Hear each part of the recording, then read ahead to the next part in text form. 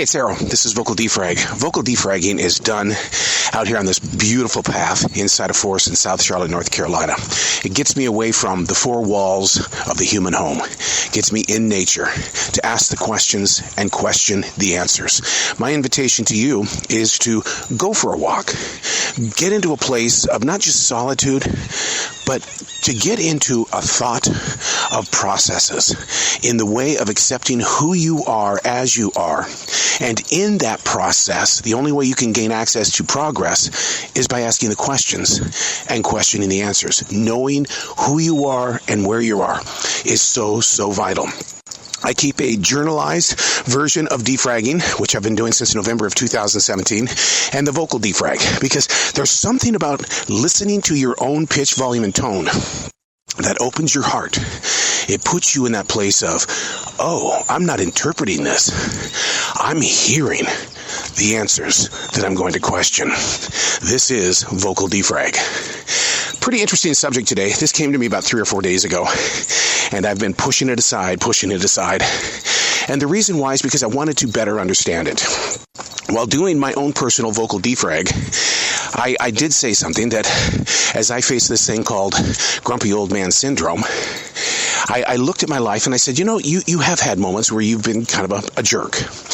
And so people have accused you of having a huge ego.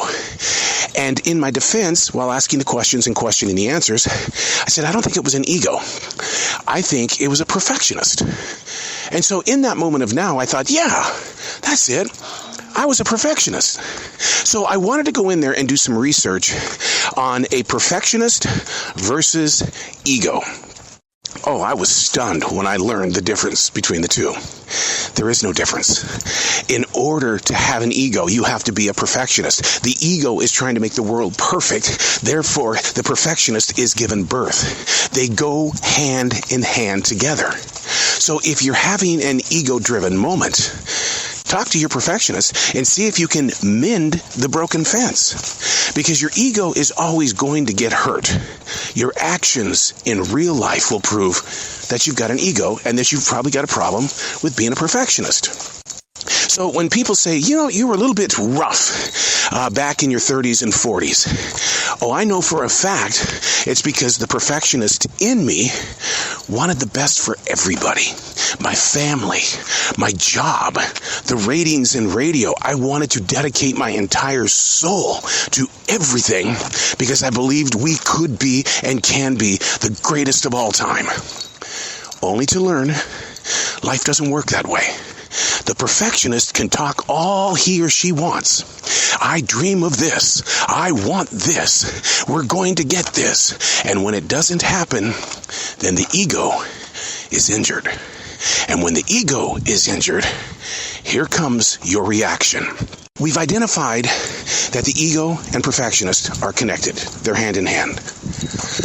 Is it possible that we're returning to bad habits? We think that we've knocked a habit out of our life, only to realize, wait a second, I think I've been here before.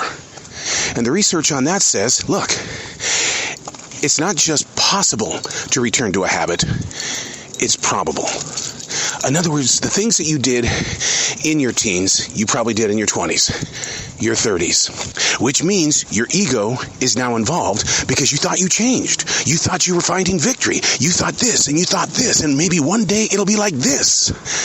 But when old habits return and it slows you down, your perfectionist is given fuel. I think I can fix this. I am a perfectionist. I know I can fix this. I'm going to work on this. I'm going to make sure the timing is down perfectly for this. And when it doesn't happen, the ego is injured. So those are the 4 things I want you to find focus on when you do your vocal defragging. Number 1, identify that you're a perfectionist. It doesn't have to be, an artist. It doesn't have to be a chef. It doesn't have to be a great business leader. We're all perfectionists. We all have procrastination moments because the perfectionist needs some time to plan things out. But look at your perfectionist self and connect it to the ego that you have. We've all got an ego. Where do you think we find confidence and courage? We all have an ego. Listen to it. Ask a question, question answers. And if you are going through a moment where you think, I've been here before, my habits are returning, then do what I do. I keep a written journal. I do a vocal defrag journal. I can go back to any of these pages and see things and identify what I did in that moment to help heal it so I can use it as a tool. That's why I always tell people that, hey, look, we all make mistakes. So turn it into a tool. So the 4 words are perfectionist, ego, old habits returning. Not only is it possible, it's probable. Learning to listen to the inner core of your being. And when you do return to an old habit, what triggered you to make that return? Was it something that happened at work, at home? Is it something you were just thinking about? Living in the presence of what is right now helps you understand that you don't need to live in your past. You don't need to step back there and try to redesign anything. It's already happened. The damage is done. Your perfectionist and ego self, they've already dealt with it. But we keep putting the fuel on the fire.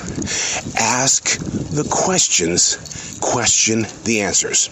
Please put it in a journal. The defrag journal is just you asking yourself questions and you responding only to be asked more questions. It's like talking to a child. Why do you do this? But don't treat yourself as a child.